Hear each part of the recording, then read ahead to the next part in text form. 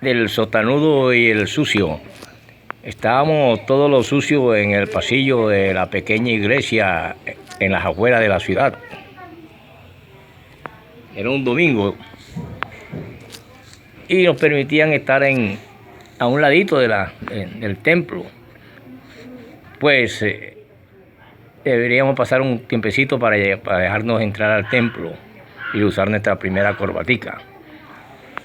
El doctor Arturo Carvajal, morfinómano, me había dicho en el pasillo una vez: no te quedes solamente con el cursito de bibliología. Yo terminé aquí y voy a ir afuera y voy a hacer mi doctorado en teología. Bueno, se convirtió en doctor. Sin embargo, esa tarde había culto desde las 8 hasta las 4.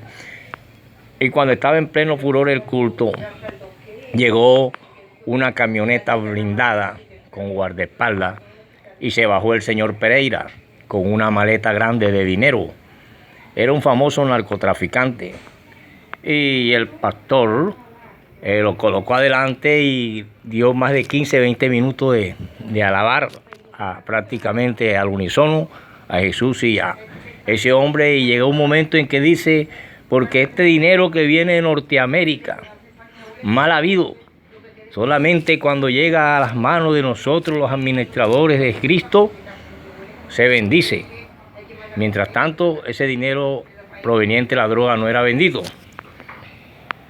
Continuamos nosotros escuchando y bueno, vinieron testimonios y cosas. Sin embargo, para mí, cuando busco los orígenes del hambre en la América Latina, me acuerdo de Josué Castro y me acuerdo de ese gran revolucionario llamado Jesucristo, que sacudió las estructuras socioeconómicas, político-religiosas o teocráticas de ese antiguo Israel, hasta crear unas nuevas corrientes, un nuevo pensamiento, una forma de ver el mundo. Eso es lo que es una revolución. Al salir luego yo de ahí empiezo y trato de hacer un curso de catequesis, un curso de esto, otro, logro un diplomado y me encuentro con el sotanudo.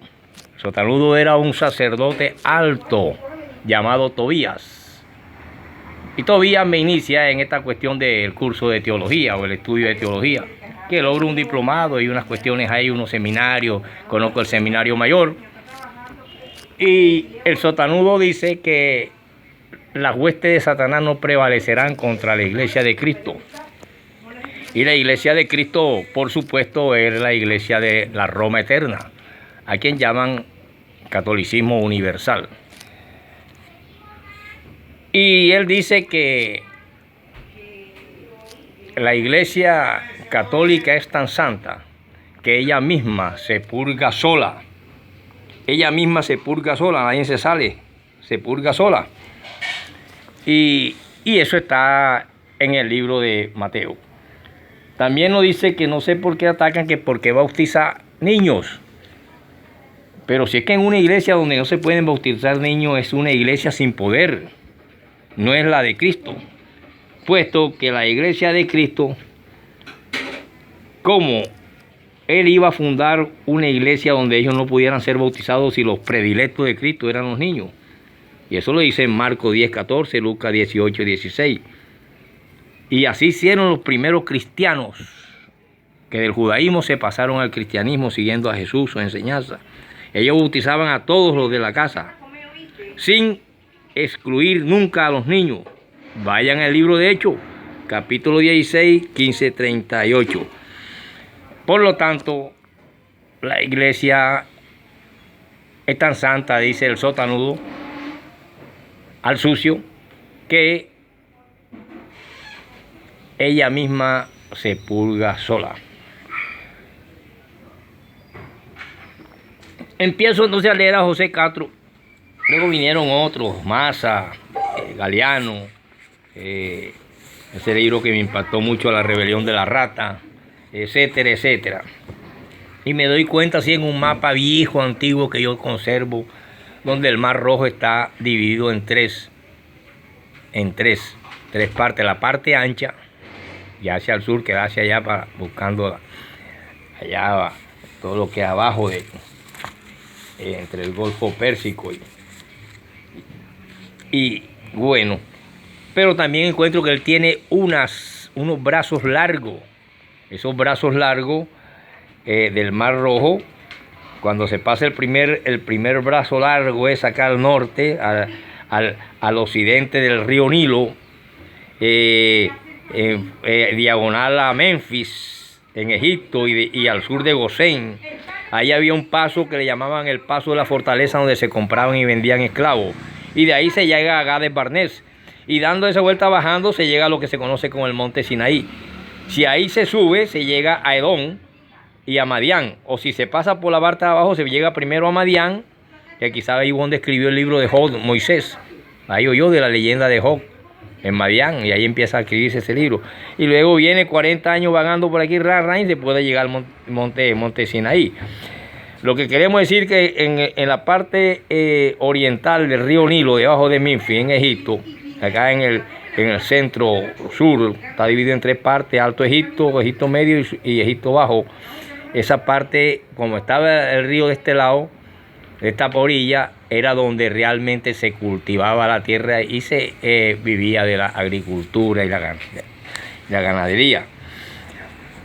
Bien, entonces esos testimonios se dieron. La plata en otros se ama la vida por droga, asesinato de Pablo Escobar, de quien sea.